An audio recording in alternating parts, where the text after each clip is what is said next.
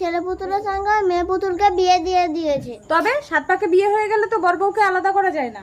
দাঁড়ান দাঁড়ান, বাবা 7 পাক ঘুরে বিয়ে হয়ে গেলে যদি আলাদা করা না যায়, তাহলে পুতুল কোলে নিয়ে তো আপনার মেয়ের সাথেও আমার ছেলে 7 পাক ঘুরেছে, আমিও তাহলে ওকে ছেলের বউ করে বাড়ি নিয়ে চলে যাব।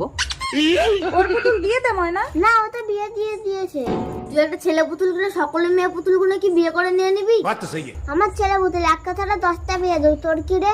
বলছি ভিখারির পুতুল দিয়ে দে। বড়াই বউকে আলাদা করতে নেই মা। একটা কথা বল, এই ভিখারির ঘরে রাজকুমারীকে বিয়ে দেবে না বাটুল? 20 বছর পর। ময়না ময়না ময়না ময়না, কে? আমি তোমার স্বামী।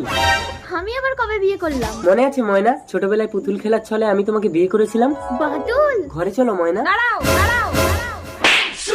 ভিখারি, তোর সাহস তো কম না, তুই আমার বাড়িতে এসে আমার মেয়ের হাত ধরে টানিস? ময়না আমার বিবাহিত স্ত্রী। এই চুপ কর, তোরা কিছু মালকড়ি পাওয়ার জন্য এই কায়দাগুলো করিস আমি জানি। এই নে, এতে 10,000 টাকা আছে, নিয়ে কেটে পড়। আর কোনোদিন যেন আমার বাড়ির আশেপাশে ঘেউ ঘেউ করতে না দেখি।